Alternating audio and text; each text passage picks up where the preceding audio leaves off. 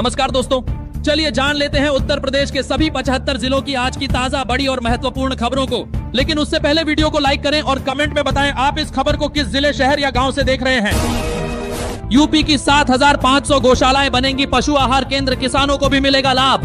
प्रदेश की गौशालाओं को अब केवल गोवंश संरक्षण केंद्र के रूप में नहीं बल्कि पशु आहार सुरक्षा केंद्र के रूप में विकसित किया जाएगा। करीब 7,500 गौशालाओं और उनके आसपास के क्षेत्रों को हरा चारा उत्पादन का मजबूत केंद्र बनाया जाएगा। इससे गोवंश को पर्याप्त पोषण मिलने के साथ साथ किसानों की आय और ग्रामीण अर्थव्यवस्था को भी नई मजबूती मिलेगी। यूपी के बिजली विभाग में शुरू हुई चतुर्थ श्रेणी कर्मचारियों को हटाने की तैयारी, मध्यांचल से होगी शुरुआत। बिजली विभाग में संविदा पर रखे गए चतुर्थ श्रेणी कर्मियों को हटाने की तैयारी शुरू हो गई है। इसकी शुरुआत मध्यांचल से हुई है। यहाँ के करीब 27 कर्मचारियों को चिन्हित कर लिया गया है। प्रदेश में चतुर्थ श्रेणी कर्मचारियों की भर्ती नहीं हो रही है। ऐसे में विभिन्न विभागों में संविदा के आधार पर चतुर्थ श्रेणी कर्मी रखे गए हैं। संविदा कर्मियों की स्तरों पर छंटनी होने के बाद अब चतुर्थ श्रेणी का नंबर है।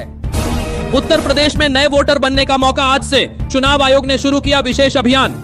मुख्य निर्वाचन अधिकारी नवदीप रिणवा ने निर्देश दिए हैं कि अगले 15 दिनों तक मतदाता सूची में पात्र मतदाताओं का नाम दर्ज कराने के लिए व्यापक अभियान चलाया जाए। उन्होंने कल ही सभी उप जिला निर्वाचन अधिकारियों के साथ ऑनलाइन बैठक की। इसमें विकास विभाग, स्वास्थ्य विभाग, महिला कल्याण, माध्यमिक व उच्च शिक्षा विभाग, राष्ट्रीय ग्रामीण आजीविका मिशन और नगर विकास विभाग के अधिकारी भी मौजूद रहे। 1947 के बाद बनी सभी मजारें हटाई जाएंगी कि जीएमयू प्रशासन ने 28 फरवरी तक का दिया अल्टीमेटम कि जीएमयू में 1947 के बाद बनी सभी मजारों को हटाया जाएगा। इसका खाका तैयार कर लिया गया है। सोमवार को के जीएमयू प्रशासन ने मजार हटाने के लिए दोबारा अल्टीमेटम दिया। दूसरा नोटिस चस्पा कर 28 फरवरी तक मजार हटाने का समय दिया गया है कि जीएमयू में 6 मजारें हैं। इनमें क्वीन मेरी का मुख्य gate, respiratory medicine, microbiology, trauma centre परिसर, आर्थोपेडिक सुपर स्पेशलिटी भवन और टीजी हॉस्टल परिसर की अवैध मजार और अतिक्रमण है। यूपी के इन 4 शहरों में दौड़ेगी मेट्रो। योगी सरकार की इकोनॉमिक सर्वे रिपोर्ट में घोषणा। योगी सरकार ने सोमवार को विधानसभा के बजट सत्र के पहले दिन इकोनॉमिक सर्वे 2026 की रिपोर्ट पेश की, जिसमें एक बार फिर गोरखपुर, वाराणसी, मेरठ और प्रयागराज में मेट्रो का संचालन करने की घोषणा की गई। राज्य सरकार की इस घोषणा से एक बार फिर गोरखपुर में मेट्रो संचालन की उम्मीद बंधी है। गोरखपुर मेट्रो रूट लगभग 28 किलोमीटर लंबा होगा और इसमें 27 स्टेशनों के साथ 2 एलिवेटेड लाइनें होंगी। सीईओ अनुज चौधरी के खिलाफ एफआईआर दर्ज करने के आदेश में बीएनएसएस का नहीं हुआ पालन, हाईकोर्ट में बोली यूपी सरकार। राज्य सरकार की तरफ से अपर महाधिवक्ता मनीष गोयल ने अनुज चौधरी की तरफ से पक्ष रखा। दलील दी कि आगरा प्रयोगशाला में गोली की जांच की गई। जांच में मिली गोली का प्रयोग पुलिस नहीं करती है। साथ ही न्यायिक मजिस्ट्रेट ने आदेश देने में बीएनएसएस के प्रावधानों का पालन नहीं किया। संभल मामले में पहले से 11 मुकदमे दर्ज हैं। इसमें जांच चल रही है। मामले की सुनवाई आज भी जारी रहेगी। इंटरमीडिएट प्रयोगात्मक परीक्षाओं की तिथि बढ़ गई है। विद्यार्थियों को अंतिम अवसर।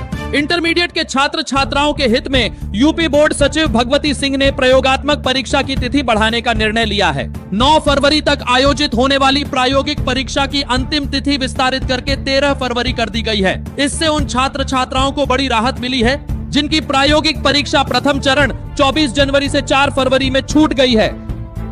दिल्ली पलिया और लखनऊ पलिया बस सेवा होगी शुरू। इको टूरिज्म को लेकर सीएम योगी की मीटिंग। सीएम योगी ने यूपी में इको टूरिज्म को रोजगार सृजन, पर्यावरण संरक्षण और आर्थिक विकास का प्रमुख आधार बनाते हुए इसके लिए एक समग्र एवं समयबद्ध कार्य योजना तैयार करने के निर्देश दिए हैं। उन्होंने कहा है कि निजी क्षेत्र की सक्रिय भागीदारी सुनिश्चित की जाए ताकि इको टूरिज्म को एक सशक्त उद्योग के रूप में विकसित किया जा सके। साथ ही उन्होंने सप्ताह के अंत में दिल्ली पलिया और लखनऊ पलिया बस सेवाएं शुरू करने के निर्देश दिए। यूपी में आयुष्मान योजना से हट सकते हैं 700 अस्पताल, इस वजह से लटकी कार्रवाई की तलवार।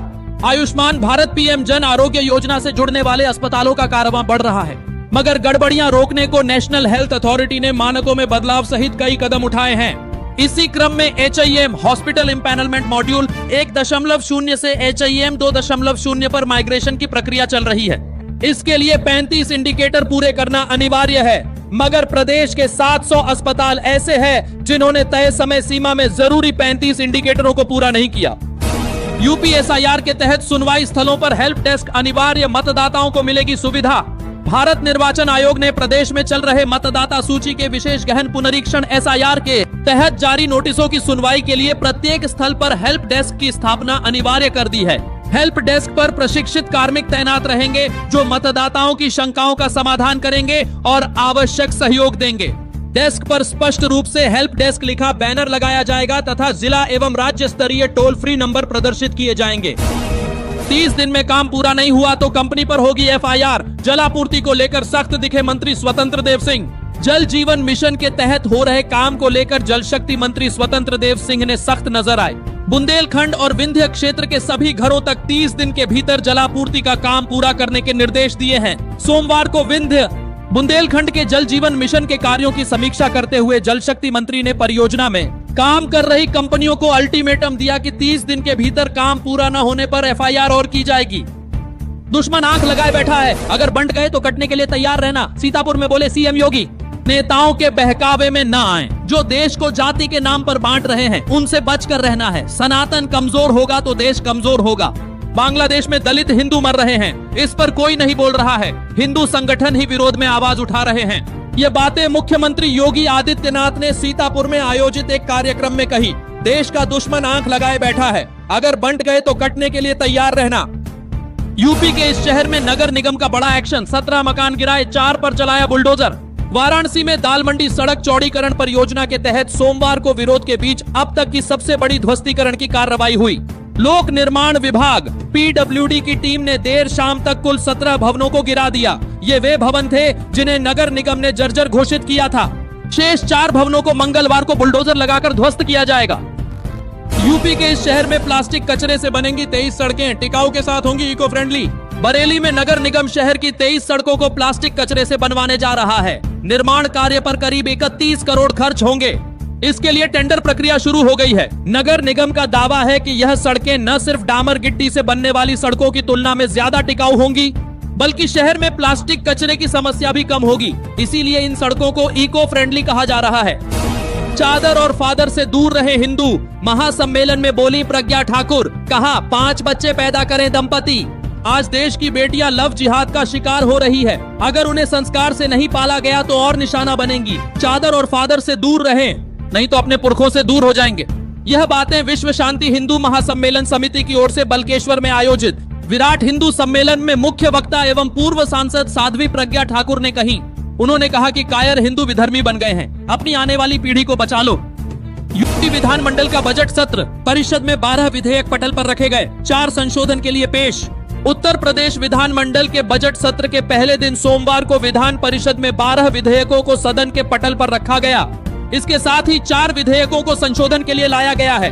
विधेयकों को पेश करने से पहले सदन की वंदे मातरम से सदन की कार्यवाही शुरू हुई।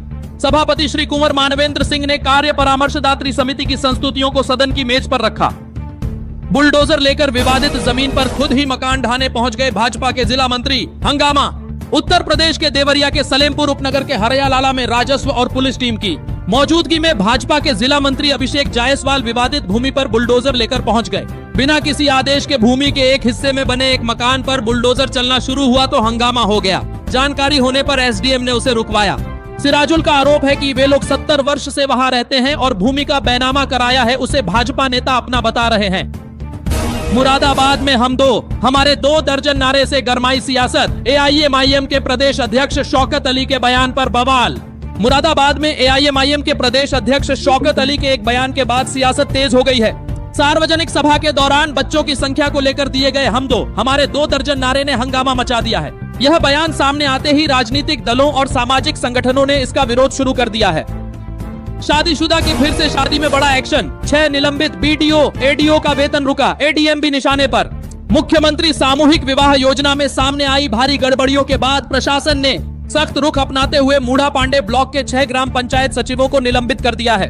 वहीं खंड विकास अधिकारी BDO मूढ़ा पांडे का वेतन रोककर उनके विरुद्ध विभागीय जांच के आदेश जारी किए गए हैं। इसके साथ ही ADO समाज कल्याण का वेतन रोकते हुए उन्हें मुख्यालय से संबद्ध कर दिया गया है। गोरखपुर में दाल 140 के पार, 180 पहुंची तेल की कीमत। रसोई का बजट बिगड़ा। खाद्य वस्तुओं की महंगाई ने एक बार फिर आम उपभोक्ता की रसोई का बजट बिगाड़ दिया है। दाल और खाद्य तेलों की कीमतों में हाल के दिनों में तेजी आई है। थोक और खुदरा बाजार में अरहर दाल 110 रुपए प्रति किलो को पार कर 140 रुपए पहुंच गई है। वहीं सरसों तेल भी 175 से 180 रुपए प्रति लीटर के भाव बिक रहा है। वैसे दोस्तों, आपके यहाँ सरसों तेल का क्या रेट है? कमेंट जरूर करें। भ्रष्टाचार के खिलाफ एक्शन में योगी सरकार, सहायक आयुक्त उद्योग और सहायक प्रबंधक समेत 3 सस्पेंड। यूपी में भ्रष्टाचार की रोकथाम की कोशिशों में जुटी सीएम योगी लगातार एक्शन मोड में है। इस बीच हमीरपुर में भ्रष्टाचार पर बड़ा एक्शन हुआ है। यहाँ जिला उद्योग कार्यालय में तैनात 3 अधिकारियों, सहायक आयुक्त उद्योग / प्रभारी उपायुक्त उद्योग रवि वर्मा, सहायक प्रबंधक संतोष राव और जिला प्रबंधक मिलन कुमार को ऑनलाइन आवेदन व पत्रावली निस्तारण के नाम पर कथित अवैध वसूली में संलिप्त पाए जाने पर निलंबित कर दिया गया है। उत्तर प्रदेश में शराब निर्यात और वाइन उत्पादन को मिलेगा बढ़ावा, नई आबकारी नीति तैयार। आबकारी विभाग ने नई आबकारी नीति तैयार कर ली है। कैबिनेट की स्वीकृति के लिए तैयार नीति शासन को भेज दी गई है। नई नीति में शराब के निर्यात को प्रोत्साहित किए जाने की तैयारी की गई है। साथ ही राज्य में वाइन के उत्पादन को बढ़ावा देने के लिए वाइनरी स्थापित करने पर आबकारी विभाग निवेशकों को विभिन्न प्रकार के प्रोत्साहन देने की भी घोषणा नई नीति में कर सकता है। यूपी में एक और जेठानी फंसी, देवरानी की जगह दे रही थी सीटेट परीक्षा, पुलिस ने दोनों को जेल भेजा। कानपुर के बाद अब वाराणसी में देवरानी की जगह जेठानी परीक्षा देने के मामले में फंस गई। दरअसल परीक्षा केंद्र सुभाष चंद्र महाविद्यालय चकरमा में आयोजित सीटेट परीक्षा के दौरान कूटचित दस्तावेजों के द्वारा जेठानी अंजू यादव अपने देवरानी अर्चना यादव के स्थान पर परीक्षा देते समय उस समय संदेह में आ गई जब उसका फिंगर मिलान नहीं हो पाया। 3 बार में भी मिलान न होने पर पुलिस बुलाकर सुपुर्द कर दिया। अखिलेश यादव बोले, भ्रष्टाचार के भार को सहन नहीं कर पा रही पानी की टंकियां। सपा अध्यक्ष अखिलेश यादव ने कहा है कि यूपी में भ्रष्टाचार चरम पर है। पानी की टंकियां भ्रष्टाचार के भार को नहीं सह पा रही हैं। जैसे ही पानी भरा जाता है, टंकियां भर भरा कर गिर जाती हैं। वे सोमवार को संसद परिसर में मीडिया के सवालों का जवाब दे रहे थे। उन्होंने कहा कि संसद के सदन चलाने की जिम्मेदारी भाजपा सरकार की है। सरकार चीन के मुद्दे पर घबरा रही है क्योंकि भाजपा सरकार में चीन ने जमीनें छीनी हैं। लैम्बोर्गिनी से कहर बरपाने वाले कारोबारी पुत्र का एफआईआर में नहीं था नाम, थाना प्रभारी पर एक्शन। यूपी के कानपुर में वीआईपी रोड पर रविवार दोपहर को तंबाकू कारोबारी के मिश्रा के बेटे शिवम की लैम्बोर्गिनी कार की टक्कर से 3 लोगों के चोटिल होने के बाद भी पुलिस ने मामले को दबाने का प्रयास किया। हालांकि हाई प्रोफाइल मामले ने तूल पकड़ा तो पुलिस ने जांच शुरू की। इसमें शिवम मिश्रा का नाम सामने आया तो ग्वालटोली थाना प्रभारी संतोष गौड़ को पुलिस कमिश्नर ने लाइन हाजिर कर दिया। यूजीसी के विरोध में प्रदर्शन मार्च निकालने वाले छात्रों को नोटिस, बीएचयू ने मेल भेजा, 11 फरवरी तक जवाब दें। वाराणसी के काशी हिंदू विश्वविद्यालय परिसर में यूजीसी एक्ट के विरोध में प्रदर्शन मार्च निकालने वाले छात्रों को नोटिस जारी किया गया है। इन छात्रों से विश्वविद्यालय प्रशासन ने जवाब मांगा है। मेल भेजकर सभी को फिजिकली बोर्ड के सामने पेश होने के लिए निर्देश दिए गए हैं। बीएचयू ने प्रदर्शनकारी छात्र छात्राओं को बिना सूचना या अनुमति किसी आंदोलन या प्रदर्शन में शामिल नहीं होने की गाइडलाइन भी दोहराई है। महाकुंभ गर्ल मोनालिसा की फिल्म का ट्रेलर लॉन्च होगा। द डायरी ऑफ मणिपुर के लिए माघ मेला को चुना। एक्ट्रेस मोनालिसा संग यूनिट आएगी। महाकुंभ में टॉप ट्रेंड बनी महाकुंभ वायरल गर्ल मोनालिसा अपनी फिल्म का ट्रेलर भी प्रयागराज से ही लॉन्च करेंगी। इस वक्त माघ मेला चल रहा है। ऐसे में शूटिंग पूरी करने के बाद मोनालिसा अपनी फिल्म का ट्रेलर जारी करने के लिए माघ मेला पहुंच रही है। माला बेचने से लेकर फिल्म की एक्ट्रेस बनने तक का सफर तय करने वाली बंजारन मोनालिसा ने अपना वीडियो जारी किया है। सार्वजनिक मंच से जातिगत टिप्पणी करने में फंसे मिलक सीओ, सांसद चंद्रशेखर ने जताया विरोध, जांच के आदेश। सीओ मिलक राजवीर सिंह परिहार का एक वीडियो सोशल मीडिया में वायरल हो रहा है। वीडियो में वह जातिगत टिप्पणी करते हुए सुनाई दे रहे हैं। नगीना सांसद चंद्रशेखर आजाद ने अपने एक्स हैंडल से इस वीडियो को शेयर कर टिप्पणी की है। उन्होंने इसे सीएम ऑफिस और डीजीपी को टैग किया है। इसका वीडियो नगीना के सांसद ने सोशल मीडिया प्लेटफॉर्म एक्स पर पोस्ट किया है। इस मामले की जांच एएसपी अनुराग सिंह को सौंप दी गई है। मार्च के पहले सप्ताह में ट्रेनें फुल, होली पर यात्रियों के लिए विशेष गाड़ियां बनेंगी सहारा। होली 4 मार्च को है। इसके चलते बरेली से गुजरने वाली अप डाउन गाड़ियां मार्च के पहले सप्ताह में फुल हो गई हैं। लोगों को कंफर्म टिकट नहीं मिल रहा। ऐसे में लोग अब विशेष ट्रेनों की समय सारिणी घोषित होने का इंतजार कर रहे हैं। विशेष गाड़ियों के संचालन से यात्रियों को राहत मिल सकती है। चांदी 8,000 बढ़कर 2.53 लाख किलो पर पहुंची। सोना आज 2,798 महंगा हुआ। सोना चांदी के दाम में आज बढ़त रही। India Boolean and jewellers association IBJA के अनुसार 10 ग्राम 24 कैरेट सोने का भाव 2,798 रूपए बढ़कर 1,94,876 रूपए हो गया है। चांदी 8,736 रूपए बढ़कर 2,53,665 रूपए प्रति किलो पर पहुंच गई है। इससे पहले ये 2,44,929 रूपए पर थी। दोस्तों मेरे भाइयों, आज के लिए बस इतना ही। प्लीज वीडियो को ज्यादा से ज्यादा लाइक शेयर करें और चैनल को सब्सक्राइब जरूर कर लें।